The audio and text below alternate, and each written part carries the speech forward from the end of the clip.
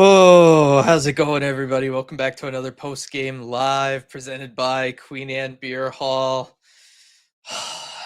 I honestly did not think that this could happen, that you could lose both home games this season to the Ducks. It's really rough. I think the only silver lining for that one at all is just if you're on team tank, if you're looking at draft position, right? Like that is I think the only way you can kind of frame this one and have it not just be a massive bummer and disappointment, right? Like it really needs to be that.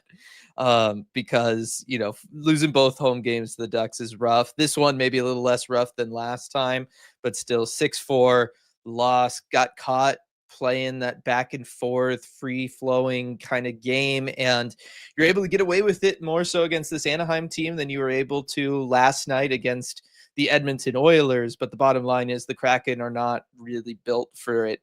The defense just cannot handle fast moving, aggressive transition attacks. They just can't, right? There's just too many times where you get those odd man rush opportunities coming back the other way, or the other team's able to kind of set up in the zone a little bit, and the defense, they've been having issues lately. They played a great game yesterday, maybe a little fatigued because of that game yesterday and the travel in between for this one, but they kind of went back to their old ways of having that rough defensive coverage in their own zone, left a lot of people open, and Anaheim's able to score 5 on you before the empty netter to bring it up to 6, and that's just tough. Like there's no way around it. But that definitely hurt this team in this one.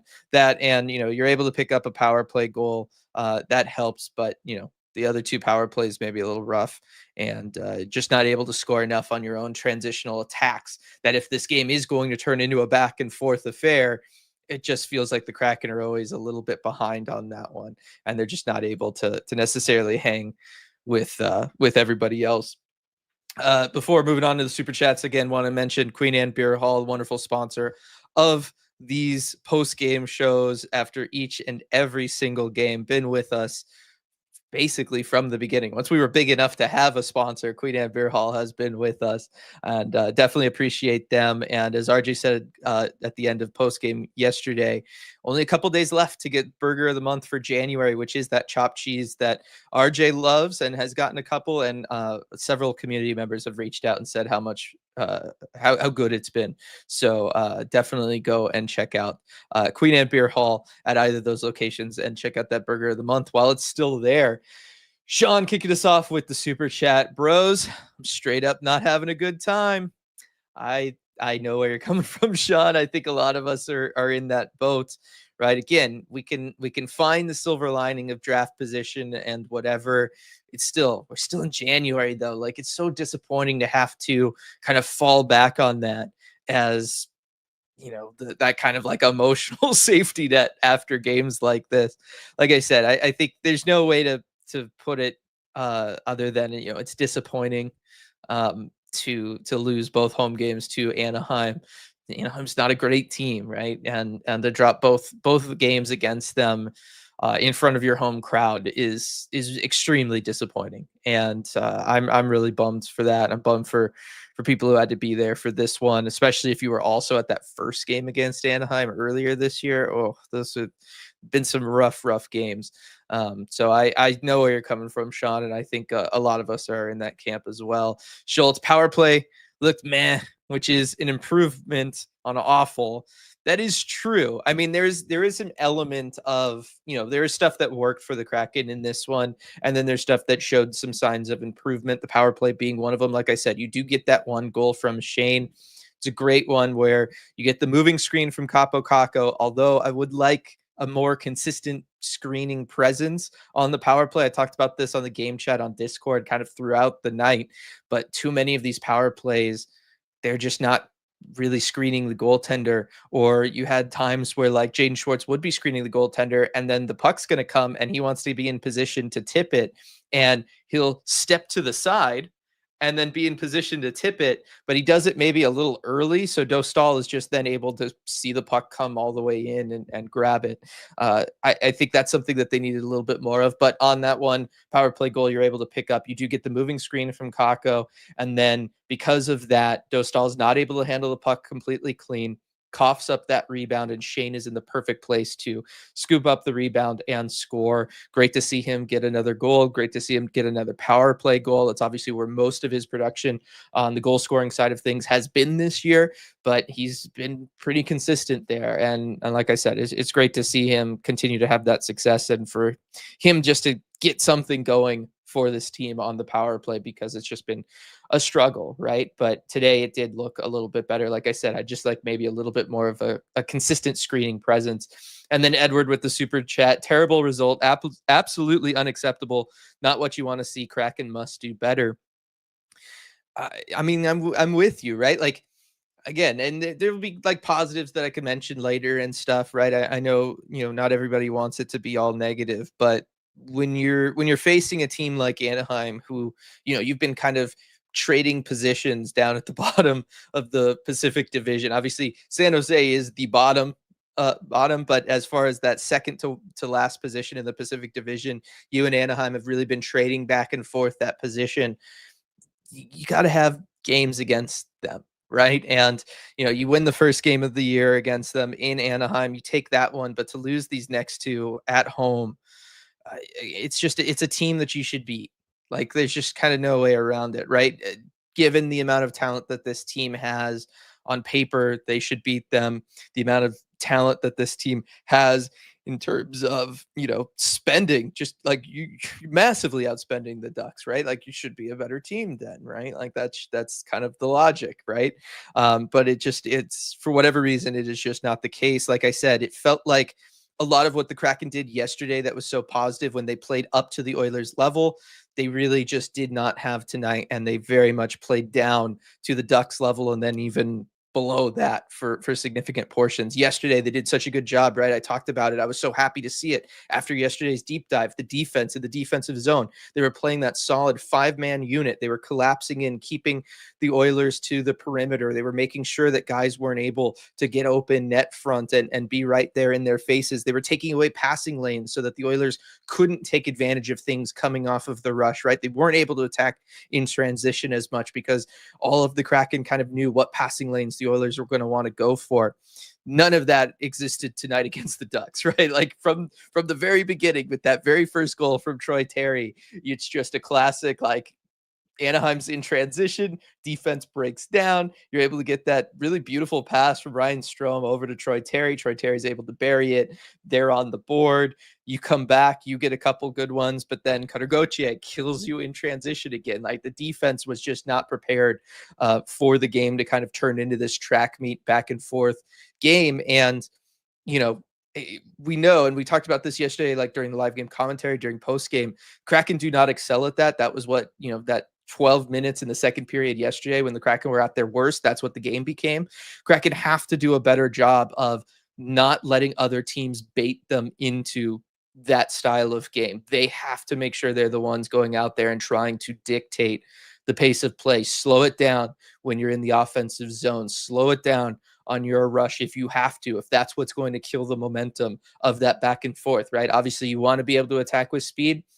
If it's just going to feed them coming back at you the other way with an odd man rush opportunity, you can't afford to try to attack with speed, right? If you're just not going to be good enough attacking with speed, you can't do it then. And unfortunately, I think that's kind of where this team is right now. There's lots of great ideas on paper that they're trying to do, and they're just not good enough with the execution on it to follow through on all of them. Chuck with the super chat. I feel bad for Gru. Such a classy guy, just struggling terribly. Plus, with his mom there. After goal 5, he'd given up 13 out of his last 35 shots on goal. Absolutely brutal. Again, I think there's two things can be true. And at this point, I would argue both of them are objective fact. I don't even think that this is left up to interpretation anymore. The defense is really bad, right? And it's bad for both goaltenders. It's bad for Joey and it's bad for Grubauer. And like I said, right, they're just getting murdered in transition. Those are going to be higher percentage chances against any goaltender in the National Hockey League. That is what it is. On the other side of things, so the defense has been bad, right? But it's been bad for both goalies.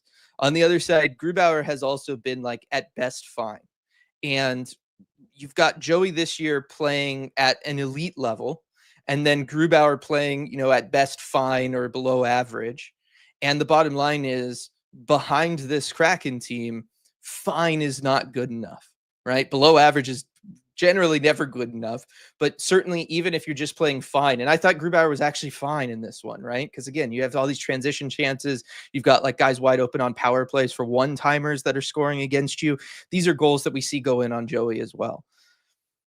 But you got to think Joey also, just the way he's been playing, he probably stops one or two of them, right? He finds a way, right? And that's because Joey's playing at that elite level. Gru has just been kind of fine this year. And like I said, this is not a team that is executing anything kind of well right now. They're not executing their, power play well. They're not executing their transition attack well. They're not executing their defense well. They're not taking care of the puck and executing on their basic passes well, right? And that's why we're seeing all these odd man rush opportunities come back against them. If they're going to be doing all of that stuff, you need a goalie to play at an elite level to give you a chance each and every night. And Grubauer is not doing that, right? Like, again, I'm not trying to make excuses for Grubauer. Grubauer has been bad to okay, right? At absolute best, there's been times where he's been okay. More recently, it's fallen back into bad territory. But it's one of those that, like, some teams, like you can survive that if you got the elite goaltending. Kraken do have that when Joey's in net. That's why we're seeing him start as many games as he does, because he's just the only thing that kind of gives them a chance to win. But that is largely because the rest of the team is that bad. Like I just think that there is a reason they are in the bottom five. We can't, you can't ignore that. That isn't just from Grubauer starting the third of the games that he has started for this group, right? He's not the reason they're in the bottom five, but he's certainly, he's not going to drag them out of the bottom five either, the way Joey seemingly can. So that's kind of where I'm at with them. But yeah, it's got to be disappointing. It would be disappointing for any goaltender to kind of be in that spot, and it's tough, right? Carl, I'm here for the copium. I mean, there's some, but like I said, it's just a rough team right now. And if they're not gonna really play with that kind of 50-minute effort that we saw like last night against the Oilers, they are just going to struggle, and there's just no way around that one. Sarah, GTG, but thank you, ECH community, for being bright spot regardless of the on ice outcome. Happy Lunar New Year to all those who celebrate. Appreciate the super chat there, Sarah. Happy Lunar New Year for sure for everybody. Oh, that logo looked so beautiful. Oh, I was such a huge fan of the logo on the jerseys for this one, and I know it looked like maybe we were on track to break the record for highest bid on one of the jerseys. It looked like Capo Caca was maybe getting close to the highest one there, his jersey tonight. But yes, appreciate the kind words there, Sarah, and appreciate the super chat for sure. Coming back over, George, all my Team Tank homies love Gru. Like I said, I don't even think that it's really Gru, right? Like this is so much of this is just like a team-based problem. This is just a team that is just brutal. Calling the Swiss cheese level defense would be both generous to the Kraken and insulting to Swiss cheese from B. I just don't understand it, right? Like, this is an Anaheim Ducks team that, yes, they have talent. They have a bunch of high draft picks, but they're struggling too, right? They're also a group that can't execute on really anything, right? Like, that's their problem. They should be better than they are, just the same way the Kraken should be better than they are, but they both are very flawed teams. Anaheim's got a coaching nightmare, it seems like, on their hands in Greg Cronin, where you just have more and more former players coming out talking about how, they fall asleep in his team meetings. He doesn't talk about anything relevant. Jakob Silfverberg coming out saying he like ruined his passion for playing hockey, right? So like Anaheim's got that, like, at least on the Kraken side of things, you've got Disco, and everybody seems to really like playing for Disco. Anaheim's a team that has been struggling on their execution front all season long. Like they have talent just the same way the Kraken have talent, but they are just not able to get what they should be getting out of said talent. And yet they come and they play the Kraken, and yeah, they were able to finish on those transitional attack opportunities. They were able to make some pretty clean and nice looking passes in the offensive zone in this one, and that really does fall on the Kraken defense letting those opportunities go. This is a team that you do not have to play good defense to stop.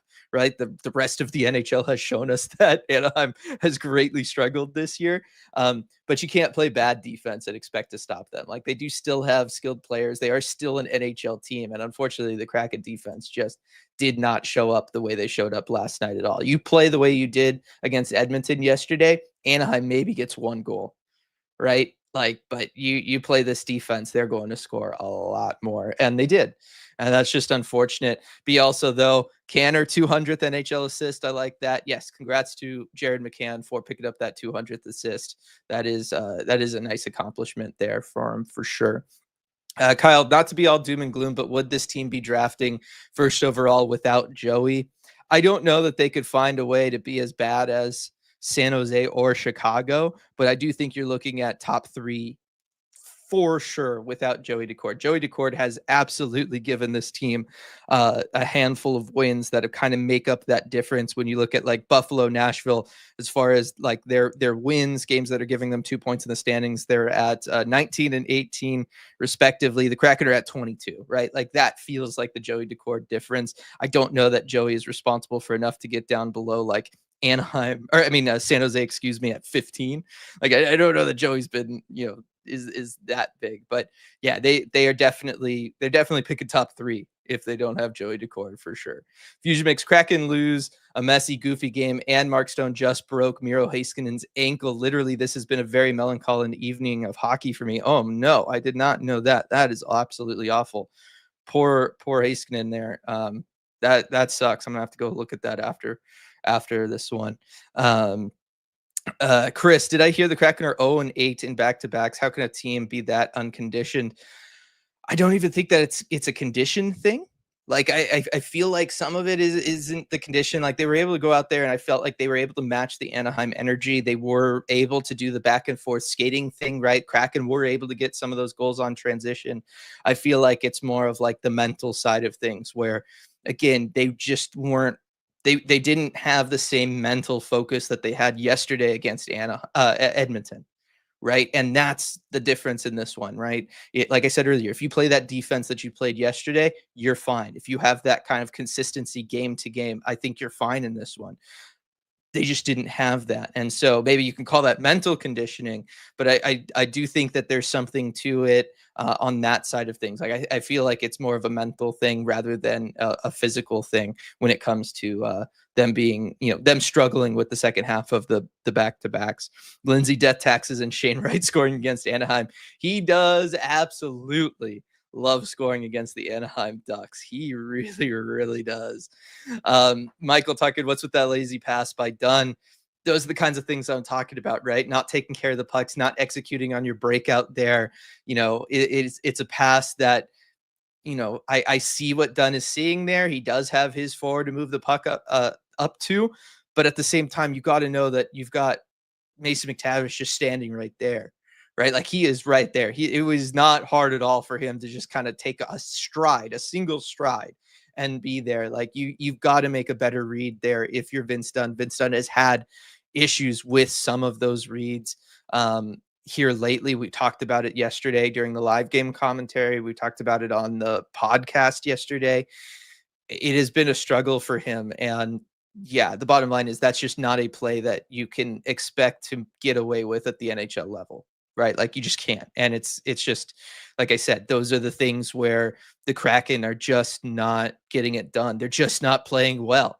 Like just objectively, they are just not playing good. They're just not playing well. They just can't do it for whatever reason, right? And it's because they make plays like that, because they make plays when they're coming through the neutral zone and they just throw it right to, the other team's defender. How many times were they trying to come up the ice and attack, and as they're trying to make a pass into the offensive zone, they just pass it right to the tape of an Anaheim Ducks defender, right? Like that happened consistently yesterday against the Oilers too, right? Once the pace of the game kind of picks up and they feel like they have to kind of hurry, these passes just start going wild and they just like see a stick on the ice and they just throw it at it. But half the time it's the other teams. And it's not even like, again, the other team always is necessarily like stepping up in front of it the way Mason McTavish did on that Dunn play. There's plenty where they're just kind of sending it like it almost looks deliberately right into the other team. And that's something that I know Dan has talked about several times this season. It's been bugging him. It should be bugging him. It should be bugging all of us. But the turnovers and the lack of puck protection is just absolutely killing them. There's no way around that. Let's see. I mean, lots of questions about what happened to Vince Dunn. Yeah, it is brutal. It's been brutal there with him, and really the whole defense as well. Like it's just like I said, the whole defense is just brutal. And I see the stuff like move Grubauer, man, he stinks. Aaron, dare they put Grubauer on waivers, a la Jack Campbell? I don't think they will. I don't know that Stezka is going to give you a better performance than what Gru gave you again behind this defense. Like you could, like I don't, is he supposed to? I don't know any goalie, right? Like Joey would struggle on that one where Dunn moves it right to McTavish over to Fabry, and you get that goal. I think the Troy Terry goal probably happens against Joey Decord as well. It's definitely going to happen against Stezka. Like the McTavish goal probably happens against both of them. So several of these goals are just way more on the defense. But some of them, I think you could make, more of an argument and be like, does he handle like the Cutter Gauthier opportunity a little bit better? Joey probably does, right? Like, so there are some of these. Or what was the one where, Gru did get his glove kind of on the Fabry goal. If you look at it, it does deflect up off the top of Gru's glove. Like he was able to kind of get it over there. Maybe Joey's able to fully get that one. But I don't know that like Stezka is going to be any better behind this defense. Like I just feel like you've got to fix the defense if you want any goaltender outside of Joey Decord to have any sort of success or not kind of cost you games, right? Like, because right now the defense is the thing that's costing you games more than anything, in my opinion, right? And again, yeah, I think just the difference in Gru being kind of below average versus Joey being elite is what we're seeing there behind that same defense. Christian, what was with that empty net playing? That was some bad empty net work from the Kraken. Arguably their worst all season. Like I definitely think that's probably the worst that we've seen from them all season. Shane O'Wright, we better be major sellers at the deadline. I definitely think they're going to be sellers. I don't see how you couldn't be. I think that means the UFAs. We also know that the Andre Burakovsky's name and Oliver Bjorkstrand's name have been floated out there. We'll see if there's more traction on them.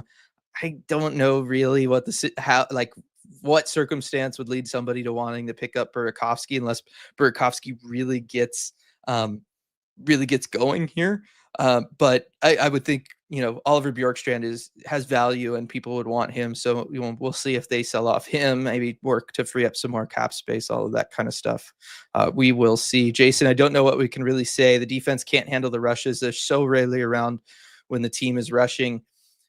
It's really bad. Like I said, they just are incapable of playing a back and forth, fast paced style game. They just cannot do it. And like I said, if you can't do it against Anaheim, like you kind of can't do it against anybody. We know you can't do it against the Sharks because that's how you lost that brutal game in San Jose too, right? Like defense can't handle it and Gru can't handle it. Joey's somehow able to handle it. Like he is somehow good in odd man rush situations. But Gru can't handle it. The defense can't handle it. The forward group kind of can't even handle it. They can't keep up the scoring. So yeah, you just need to make sure you're not in that situation there. David, which Tillamook cheese won the contest? I want to feel good about something. It was cheddar. The answer to the trivia question today of what Jared McCann's corgi's name is cheddar. So it was that. Fusion Mix, man, when I talked about wanting year 2 vibes months back, I really didn't mean the defense. Lol, feels like Justin Schultz is back with us. I don't know that even year 2's defense, year 1 defense is maybe even like we're somehow past all of that. Like this feels like a new low from the defense all the way. Like It really does feel that way. Um, Cole, I take it back. Radko Gudas with a higher expected goals percentage than any single Kraken player. Wow, it is. Yeah, it's tough. Oh man, like I said, this is just it's absolutely brutal. And was it Lindsay and Jake both mentioning the moms? Second part of the moms trip, second game with the moms. They at least got to celebrate some goals. It was fantastic being able to see the moms celebrate when their son's out there scoring, and you were able to get 4 goals for them. But the fact that you weren't able to give them a win, you weren't able to give them a home win against Anaheim. Like I don't want to keep hammering that point home, but again, it's just Anaheim. You should be able to get a win against at home. But like, man, it is brutal. It is brutal. And definitely unfortunate for them. Not only was their road game in Edmonton, but then you don't get a win out of either game. It's also rough on them. Yeah. B, once again, bar one, maybe 2 of the goals against. WTF can Grubauer do with the team playing that bad a defense in front of him, especially for his first actual game in over 2 weeks? Again, like he could play at an insanely elite level, the way Joey Decord is, where Joey is, top 5, top 3 in goals saved above expected, right? There's a reason Joey is being able to save that many goals above expected. It's because those opportunities are there. Those opportunities that have a high expected goal rate are there for Joey to steal, right? Because the defense is that bad. But that's basically what you have to do. If you want to win games like tonight, you need your goaltender to bail out your defense. And like I said, Gru is not capable of doing that. You could argue that a goalie shouldn't have to, right? Goes back to my thing with Joey that I talked about over the weekend, where it's, Joey, your goaltender is supposed to be your last line of defense. Right now, Joey is having to be this team's primary line of defense. Like, this is not supposed to be the goaltender's job. But for the Kraken, it is the goalie's job, and Grubauer is not capable of playing at the level that they need him to, even if that level is in, theory unrealistic. There's just kind of no way around that. Coop, Kako point, Matty point, Shane goal. I could just focus on that and be happy. Again, there are still those bright spots, even in a game like tonight, even with the season going the way it is. The fact that Shane is continuing to pile up points, Maddie and Capo Kako continue to have their chemistry. They're able to do things like these are still really important for the Kraken down the stretch, even though the season is lost, right? And I know the Kraken would never admit that, but even though the season is lost, these are the things that are really important for them down the stretch. They're going to matter a lot over the offseason and going into next year. You're going to want them to enter next year with as much confidence as they possibly can have. And that's going to be tough, right? Because they're going to lose a lot of games. They're going to come off of another disappointing season. There might be some very large changes happening to this team over the offseason, right? Both on the ice and potentially up in the front office management wise, who knows, maybe even coaching staff. You need to make sure that down the stretch, those guys are able to continue to produce so that, as everything is kind of swirling around them, when they enter training camp next year, they at least feel sure about themselves. And that is something that has got to basically be priority number 1 for the Kraken, is making sure that those guys are able to continue to build their confidence, and that, regardless of what's going to happen around them, they can enter next year holding their head up high, feeling confident, and being able to hit the ground running, because you don't want them to take 30, 40 games to get going the same way that it took them to get going this year. That you can't have again, right? And they just need to find a way to be consistent, productive pros. Freezecraft, they really left Gruby out to dry today. I can't stand these fans saying it's his fault. Again, I think it's a double-edged sword. Like, some of it is his fault.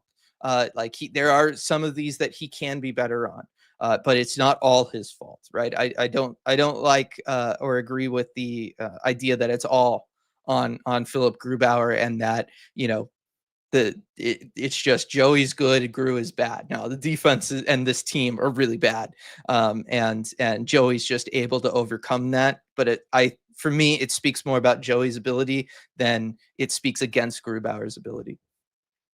Pablo, we better beat the Sharks on Thursday. If not, season's over. If it's not over already, I mean, I think it's over already, right? Like you're not you're not getting in. You're not going to get to the playoffs. Like the season is over. I know the team would never admit that, but looking at things right now, right? You're bottom five. Nashville can easily kind of come up and catch you. Buffalo could come and catch you. This is just not a team that is playing well right now at all. And you're losing like that against Anaheim at home. Like you just can't. You know what I mean? Like you just can't if you want to have a chance, and they just don't have a chance. Daniel, this game was brutal. Only saving grace is that I think we could take the Tolvi one-timer off the endangered species list. Yes, Tolvanen's been on a little bit of a heater, right? That's what three in a row, 3 games in a row that he's got a goal. We're seeing that one-timer used a little bit more. Maybe try it on the power play now that he's feeling it. Maybe get him back out there on the power play and try it there. But I'm with you, Daniel. It is nice to see that again because it is probably the most lethal one-timer on this team. Even factoring in guys like Brandon Montour, who have great one-timers. I feel like Vince Dunn's probably got the best slap shot, but I feel like Vince Dunn works a little bit better already having the puck, being able to like kind of walk in and step into his slap shot. Whereas Tolvanen, I feel like, is able to get a lot on it just off of the one timer with the pass coming in.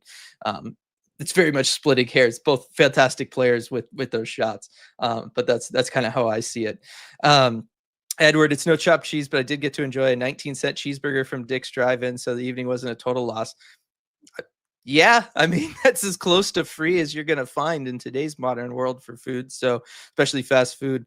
Yeah, no, that is fantastic. And then also from Edward Dillon, look at the first letter in each sentence of my super chat. Oh, what you want to see? Okay, let's see. I would need to write this out. Darn it, my pen doesn't work. I'm gonna wait for RJ and then I'm gonna write it out, and so I don't have to like do this on the fly while I've got other super chat coming in here. And also, I'm kind of surprised we're 32 minutes in. We haven't had an appearance from RJ. That's very interesting. I think because we've been getting through the losses pretty quick. And this one is definitely not quick. Paul with the super chat, though. Gru showed that he's exactly what we need the rest of the year. Top 3 pick, let's go. Yeah, I mean, if you're all in on the tank, like you do want Grubauer in there, you want the split to be more even between Joey and Grubauer down the stretch. You want the goalie that's not playing at the crazy elite level to be able to pull that off. Like you just do. Man, this thing jumped all over on me here. Let's see, Steve. The D was bad and Gru was hung out to dry, but he let in a goal that an AHL goalie should save, and he always does. Like I said, it's both things. Like both things can exist together. We don't really need to we don't really need to take sides on this one when I feel like I said earlier, the objective truth is that both of them are struggling mightily. Like it really is. Julia helping me out as I can't take the time to do out the thing, but Edward, I find that your message is tanky, and I appreciate that, and I totally know where you're coming from, and I think based on how this post game's going, a lot of people are there with you, and that is really fun. I love that you do fun stuff like that. It really does make like this a lot more enjoyable. Let's see. Why make it all make sense, please, whoever built this. From Cheddar Slice. Just for more cheese references, I guess, in here, right? No, it's tough, right? Like I said, and Blue White Flame, how did they lose to the Ducks again? It's because you don't take care of the puck, you let the game get away from you, you let it turn into a back and forth thing, you have really poor defense. That's how it is, right? You don't get elite level goaltending, and that it all just kind of comes together, and it's just not enough, and that's just the way it is. Virginia, today I learned on the Kraken pod that the earliest an NHL team was out of the playoffs was February 19th. Think the Kraken will set a new record? I don't, because the San Jose Sharks exist, and if anybody's breaking that record, it would be the team that is 2-8 in their last 10. They were able to pick up a win yesterday, but they're 15, 32, and 6. They've only got 36 points in the standings, and they've played 53 games. I gotta think. I mean, any team this year would get there. Any of those teams below the Kraken would get there first, as far as getting eliminated. I guess the one thing that would also help would be that you need the teams in wild card spots to kind of start piling on points, because it isn't just teams at the bottom need to be bad. You also need the teams in the playoffs to be good, so that gap gets to the point where you can mathematically be eliminated. But if any team's going to do it, it's going to be San Jose, maybe Chicago. I don't think the Kraken will be part of history in that regard this year, though. They're probably going to make it closer than we want it to be. Let's see. I know we want to stick with Kako, Beniers, Schwartz, but what about trying Kako, Wright, McCann from Schultz? Yeah, I would like to leave Kako with Beniers. I think it's really important to have that pair, and have those guys trust each other, build that confidence with each other, really just build on that chemistry for next year. I think Kako is the kind of guy that you need playing on your top line right now. If I was to move one of them off of Beniers' wing, I would move Jaden Schwartz, and then you can try to split up the two guys that are kind of giving you net front presences, and put Jaden Schwartz down with Shane Wright and Jared McCann, and then he can be the net front presence for that line, and then maybe that helps out those guys, especially because they are shooters. Having somebody who's going to be there to screen the goaltender would benefit the both of them, I think, Shane Wright and Jared McCann, and then maybe Oliver Bjorkstrand, or an Ellie Tolvanen, because he's kind of hot right now. Maybe you slide one of those up to play with Kako and Beniers. But I think just because they play so well together, I would really keep Kako and Beniers together, and I would be very, very hesitant to split them up. That's just my take on it, though. Jake, to even pretend we're still in the fight, we needed to win this one. The Sharks game had both games against Calgary. It's over for the year. Get the kids more ice time. I agree with you. We know RJ is going to agree with you once he joins us. That is that is definitely the case. David, is it worse to spend a lot and be bad, or like the Mariners actually be okay but be unwilling to spend any cash to get to the next level? I'm struggling with this one. It's a really good question, David. Like it's a question that I don't think any city wants to have to ask about their sports teams. But if any city was going to have to ask it, it's definitely going to be Seattle. Um, yeah, it's really tough. I feel like I can tell you from a job security standpoint, for those making the decisions, I think it's worse to spend a lot and be bad. I think that probably leads to more. But the attrition of having a team, have glimpses of looking like they can maybe do it if they just get a little bit more resources, and then consistently being denied the resources. I do feel like that attrition might be worse, because then you're staying in that middle ground, right? That classic purgatory of not being able to make the playoffs, but you're not necessarily picking in the top 3, top 5, and accumulating that younger, more cost controlled talent to kind of push you over that edge eventually. So I might agree with like Jeremy here. Probably the Mariners simply don't care about winning, and but as David is saying, it's brutal either way.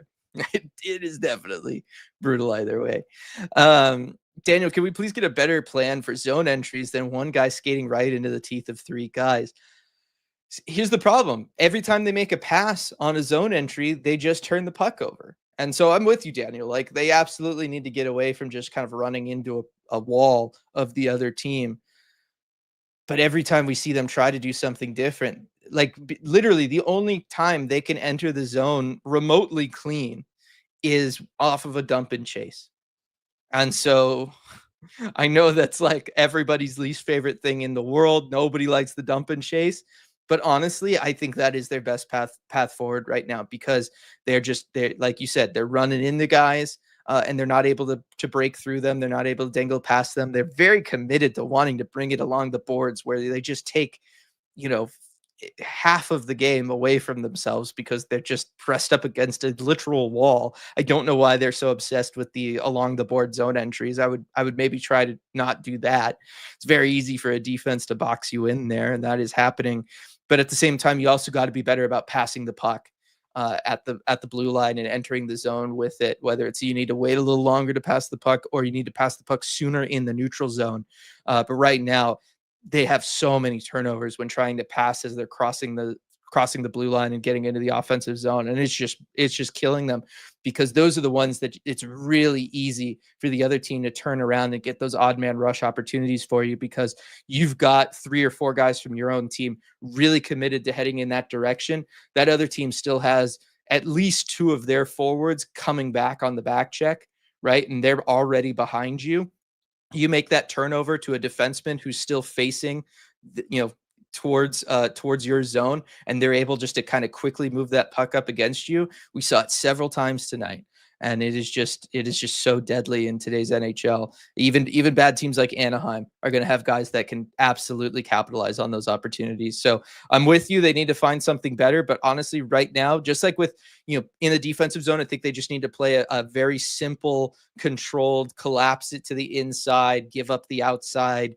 It's not ideal. You're not going to win a championship that way, but darn it, it's going to stop the bleeding, and it's going to be better than what you're doing. I think the dump and chase is kind of the same thing with them. This is just not a team skilled enough that they can, try to do more advanced zone entries, because they just can't get a single zone entry right now. I think you have to just rely on dumping the puck in, going in and chasing it. And yeah, it's going to be difficult against teams like Anaheim with a Jacob Trouba or Radko Gudas, but I just honestly think you're going to have higher percentages doing that than trying to bring it in along the boards and turning it over, or trying to make passes that are just going straight to the defense and resulting in high quality chances coming back the other way.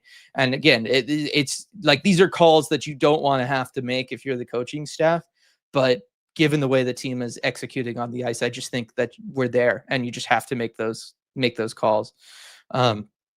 Let's see. Can we blame this loss on being back-to-back games? I think that is appropriate. Like I said earlier, I think this is one where the mental conditioning maybe isn't there, and they make more mental mistakes because they had to play yesterday.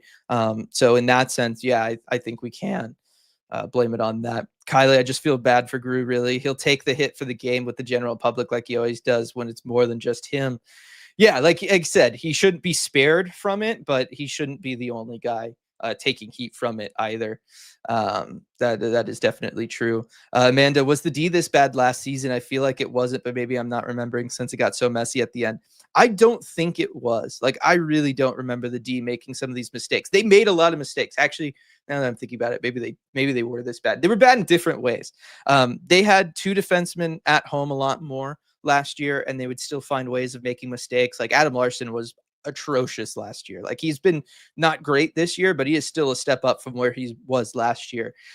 There was a lot of guys kind of slowly drifting in the defensive zone. They weren't really as committed. Like, this year, they're at least like committed to one, playing that zone defensive structure where one defenseman's going to go off below the goal line or into the corner to pressure the puck carrier, leaving only one defenseman at home net front. Like, at least it's by design this year. Yeah, last year it was just kind of happening. That wasn't the design, and yet you still ended up in situations where you didn't really have the defenseman fully committed, but they were just drifting away, just kind of off into wherever, and you were having guys get lost net front and having those high percentage chances happen against you anyway.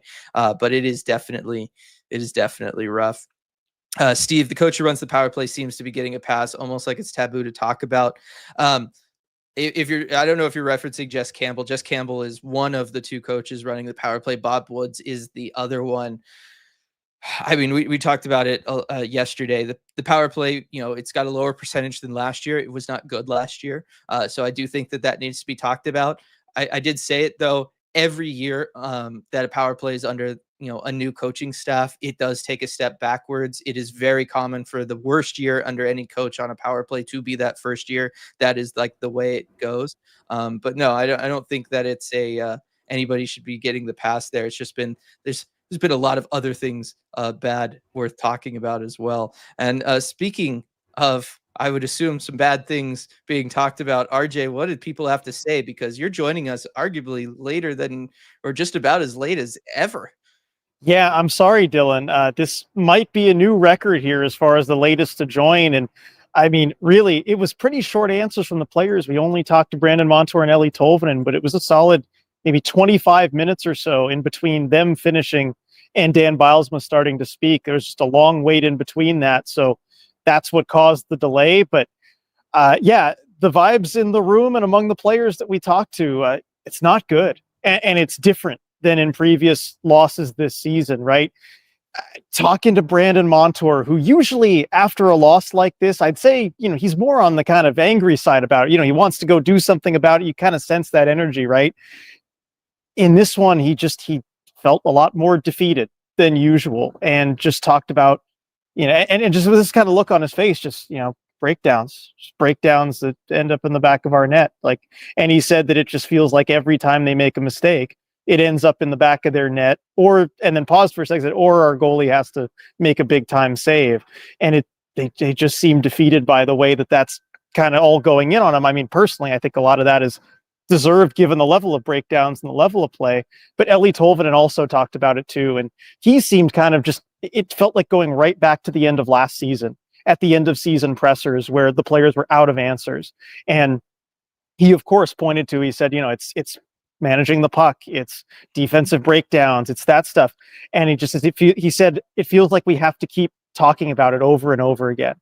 And, which really every time, after a loss like this, we've had so many times this season where, it's the same kind of questions of this group over and over again. And, Tolvanen kind of seemed tired of that being the case. And at the end, he was asked, okay, well, back to the defensive breakdowns, like, what do you think is behind that? And he just said, I really don't know. And then they cut it off. So it felt like the end of last season, and it's not good. Yeah, no, that's that's basically like the worst thing that we can hear. And I've spent a lot of this one talking about how it's kind of, it's unacceptable to lose both home games against the Anaheim Ducks. It's unacceptable to lose this one against a team like Anaheim. It feels like, RJ. And so much of it just comes down to, this is just not a team that feels capable of executing what they're being sent out there to execute, right? This is, I spend a long time talking about zone entries, right? They just run into guys. They're always trying to enter along the boards where half the ice is taken away from them. And if they're not going to try to go for that controlled zone entry, they're trying to make passes at the blue line that just every single time are turned over right to a defenseman who's able to flip it up ice, and the other team's able to attack you in transition. They're not able to take care of the puck. They're not able to play a back and forth style game, apparently, against anybody, because Anaheim just beat you at it, right? Would have thought you were maybe safe against a team as rough as Anaheim, but you weren't. And they're just not capable of playing defense. Like, the defense is just atrocious. Yeah, and I think you nailed it there, especially in light of what Coach Dan had to say when he did finally arrive. And he was asked if maybe the back-to-back and just kind of the mental fatigue that comes with that had something to do with what we saw out on the ice. And I was expecting him to say, no, the players will always say, well, no, it doesn't, it can't matter, right? But no, Dan said yes. He said it is mental, because he said they went out and they knew the type of game they needed to play. They knew that if they played that back and forth style of game, right? He said, we were not comfortable in the first period. That's not a comfortable style of hockey for us to play. And we knew that. And yet, they still continued to play that way. And so he just pointed, he's like, that's a mental thing. We knew the type of game we needed to play. We needed to play a hard, grinding type of game against the Ducks. That was the way we're going to win. And they didn't. And so I think you hit the nail on the head when you talk about the mental side of it. They know what they're supposed to do, just for whatever reason, they're not going out there and doing it. I was going to say, I hate being right, because earlier I was asked about the back-to-back nature of it and whether or not they, because they've struggled so much with it this year, and whether or not it's because the team's not conditioned enough. And I said, mentally, it's the mental conditioning that doesn't seem to be there with them.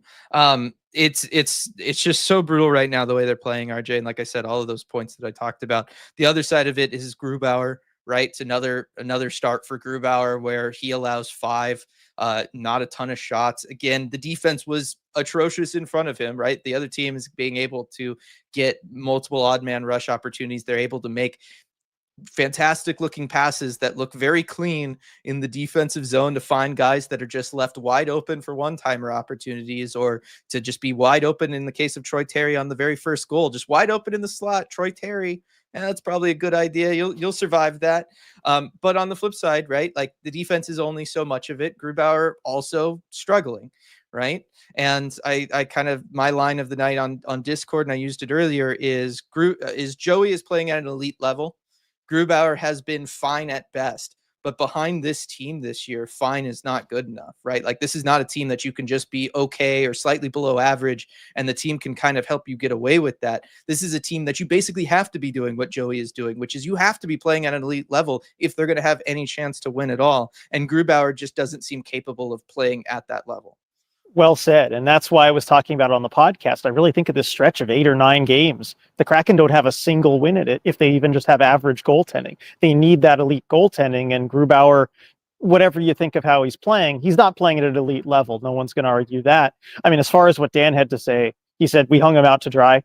He wouldn't throw his goalie under the bus there, and said that just some of those plays, the one-timers, all that stuff, you just can't allow that to happen.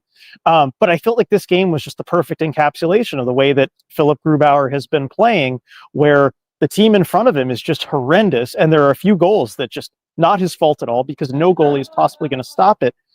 But the Kraken score enough to stay in the game. And you look at ultimately the game winning goal, and it's one that he absolutely has to have. Mm-hmm. And it feels like we're good for one of those with him every single game, it feels like. And sometimes that's the straw that breaks the camel's back. And it's just not a type of situation that you can continue to have and win games. No, you can't. Mark, with this latest comment, and yeah, I had to skip a lot of comments, everybody. So if you want something read, throw it in the chat again now down here. But Mark, maybe they need a coach that'll chew them out. Maybe a Bobby Knight type hockey coach, if you kids know who that is. I definitely know who Bobby Knight is. Generally in professional sports, I'm not in favor of those kinds of coaches that are just going to go in there and scream at guys and try to have that level of intensity, because I think what happens is it works in the short term, but you lose something over the long term, right? Because if you're at a 10 all the time, right, that 10, it starts losing its effectiveness each and every time that the players see that. So normally I'm not a huge fan of them maybe having a coach like that. That being said, it does feel like obviously this group is struggling. They are not able to go out there and execute what last year's coaching staff wanted them to do, or this year's coaching staff wants them to do. Two different coaching staffs, same group of players, largely just incapable of playing the game that their coaches want them to play. And I do look at both Dave Haxtell and I do look at Dan Bylsma, and they do feel like they're not going to be the guy to go in there and kick the trash can and scream at guys or throw a chair a la Bobby Knight. I don't know that it would help, but it does feel like something needs to be tried that is different to get through to these guys. Yeah, although again with this group, I feel like I've just seen enough. It's not worth cycling through another coach, a Torts type who's going to go yell at them and press those buttons. I just think the group needs to change. I don't know that even the best that this group can possibly get you, if you motivate them right on the good days, on the good times, is even worth really going through all that effort to try to salvage. I'm just kind of there at this point. The group just needs to fundamentally change. That searching for the right coach that's going to yell at them, and even then, we don't know if that's going to work. We just know the alternative isn't. That's just kind of where I'm at. Also, one thing that I thought was interesting too is that with Tolvanen, and it really stood out to me at the end where he was asked, okay, what's behind those breakdowns? And he just said, I just don't know. And Allison Ballard, to her credit, had a really good question, I thought, to Dan to close out the media availability. And she asked, I think in light of that, although I don't think Dan really knew that Tolvi had said that or anything, but she said, after a game like this where they just don't kind of respond mentally, how do you want your team to respond, or what do you want them to say? Do you expect them to kind of know what's going wrong? How do you want them to respond after a game like that? And I just thought that was a really good question, even though the answer wasn't. He just said, well, I'll say this, I liked the response in the third period. I liked how they responded in the third. That's what I'll say. But, I think that still leaves a question that isn't really answered, by Dan, but I do want to know really how, how does a coach kind of want his team and players to respond after something like this? Yeah, no, I think that's a good one. If I was the coach, I'd walk in and I'd put that question up on the whiteboard. Just be like, this is what people are asking me. That's on you guys. Like seriously, you know what I mean? I'd really turn it around on them. But yeah, Allison Ballard, everybody this year has been doing some incredible work, asking great questions, great written work, whether it's at Davy Jones locker room or on for AP, even a couple articles published there. So definitely want to give Allison the shout out and have people go and check out her work. We got Ty in here, RJ, the tank commander. If we agree on full tank Oh no. mode, I know what I must do. Oh no. Tank Commander Ty is getting ready. Yeah, because getting ready to go back out there. Oh man. Zoe, instead of Kako breaking the theme night jersey record, instead it was Vince Dunn with the new highest price set at $4,555 for the theme night jersey today, breaking the record. So thank you for letting me know on that, Zoe, because I had that question earlier, RJ. It's a good chunk of change there. Jeez. Yeah, I did. Yeah. Out of my budget. Yes, definitely. Viren, so burn it down or wait it out. How concerned should we be about this ruining all our young players and or shiny new acquisitions? RJ. That's a really good question there, Viren. I think it's fine at least through the end of the season. I don't think there's going to be any irreparable damage that happens from now until April. I think this is still okay, even though this was kind of the worst I've seen in the room. I think they're still all right. As long as big changes are made in the offseason, they're fine long term. Yeah. And then super chat here from Jeremiah. Disco Dan is just fine. Roster overhaul is probably in order. Wouldn't be the worst for the Kraken to be a lottery team. Keep up the great work, RJ and Dylan. Appreciate that, Jeremiah. You keep up what you're doing as well, the fantastic work that you're doing. And yeah, I mean, I agree with you, right? Roster overhaul is like the ideal solution. It's just that is harder to do than a coaching swap, which is why most teams tend to just change out their coach rather than try to overhaul the roster. But we'll see what this offseason brings, because it definitely feels like after each of these last two seasons, like in combination, a bigger change has to happen. Seattle Nomad, how does San Jose and Chicago winning the last two draft lotteries impact draft order this year? Does it improve our chances to leapfrog? No, it doesn't. I mean, they're going to get the odds that they get, and I don't believe that there's a rule that if you win the lottery, there is, but I don't think they've. Yeah, there is. You can only win it a certain amount of times. Yeah, but it's like three, but they haven't triggered it yet. They're not up against it yet. Yeah. It's like really a lot of it. That's right. Yeah, that's why I was thinking it doesn't matter for this year. Edward, good on Coach Dan not throwing Gru under the bus. Unfortunately, the team has already been doing that on the ice. Yeah, they're doing their best to throw Joey under the bus too. It's just Joey's somehow rising to the occasion. And I was having that conversation with some people up on the press bridge too, where I'm talking about like the Dunn turnover goal, right? Where it's just, feeds right there for the one time. And I'm like, well, okay, no goalie stops that. Joey doesn't. And they're like, actually, like, does Joey stop that? Like maybe he just kind of reads that pass over there and somehow gets something on it. Like we couldn't fully convince ourselves he wouldn't stop that. The way he's playing this year, I totally understand that. B, I know it's been talked about a lot, but I really, really do not understand Nan's deployment of Shane. 12-28 time on ice against the Ducks is not sheltering your young center. It's not giving him a chance. And then with the follow-up, it's the Ducks. He's been great against the Ducks. Why isn't he getting 16 or 17 minutes tonight? And, I don't know how much there really is for us to say. You summed it up pretty perfectly there, B. We're both with you for sure. I definitely know you are. As you would say, Dylan, 1,000%. Absolutely. Yep. It's the Ducks. This is the time to do it. Yep. And then this one here, there needs to be roster changes next season. I can see McCann, Berkey, and Larson being moved. For what? Who the hell knows? I'm no expert, but Larson seems to be out of position on many occasions. I mean, a lot of players on the defense are out of position a lot on this one, or like I said, they're out of position, but because they're supposed to be out of, they're supposed to be like chasing or whatever because of the zone defensive structure, and then it's just that the forwards aren't coming back and doing their job. Where if that defenseman is leaving, you need your weak side winger to be in the slot to cover for them, and a lot of times this year that isn't happening. That's one of the areas where I do at some point.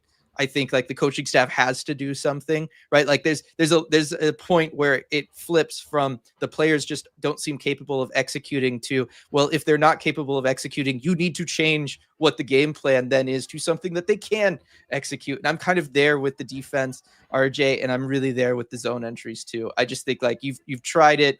They're just not going to figure it out. You're 53 games in or whatever. You need to simplify things here. Yeah, it seems to be the case. And look, I think the team has actually played a lot of their better hockey when they've just simplified things and gone out and worked. But it's tough then when you can't count on a consistent work ethic every night. And so some nights you're going to get it, sometimes you're not. Yeah, definitely. Viren, on the one hand, it's been good to see Beniers and Kakko look good together. On the other hand, it hasn't been good enough to make that much of a difference in outcomes. I feel like it's helped make some games closer. But yes, I mean, this was a team that if everybody was going to roughly keep the same level of production, they were going to be more than one or two guys kind of, getting better, but not turning into like all-star level players away from it really making a difference. Yeah, I think with any little like thing you can point to on this team, you could just respond, well, the problems are deeper than that, or deeper than that can solve. Yeah, no, it's true. Looking ahead, RJ, here as we can kind of close this out, I was going to ask, what do you need to do if you're going to, for this game coming up against San Jose? But I think like a lot of it is just all the stuff that we've been talking about, right? Like clean it up defensively, just control the pace of the game. Don't let it turn into a back and forth thing. You can't win it apparently against anybody. And that's what happened in that game in San Jose that you got burned in too. Yeah, it's looked a lot like this one. And so, I mean, I think the list of just things to do, the list of things not to do is a lot longer, and it's very simple things not to do to give away a game like this. And that's another thing from Tolvanen. He just said it felt like everything they had is what we gave them. And so if you just don't give the Sharks extra opportunities to succeed like you did against the Ducks, you're going to be fine. They're like 2-8 in their last 10. You'll be okay. You just don't have to give them don't give them anything easy. Yeah. RJ, two quick ones here, okay? And I'll start with maybe the faster one. Viren, would you burn the prospect pool to dump some contracts? Not that I think they have enough assets to do both subtract with them and add in the short term. I wouldn't know. I mean, if like a Rakoff can get rid of Stevenson, do it. I hate to say it, but do it. Other than that, though, within reason, not really, no. Yeah, I agree with that. And then Tammy, who are the players we absolutely want to keep at this point? I think my list is about 6. RJ, just rough off the top of your head, doesn't have to be perfect. Who are your untouchables? Untouchables. I mean, for the right player back in a deal. Small list, I know. There's none. I do not have one. Maybe Berkeley Catton. But even, I don't know, if there's a superstar coming back, I'd really think about it. But yeah, I mean, on this actual roster that played tonight, nobody.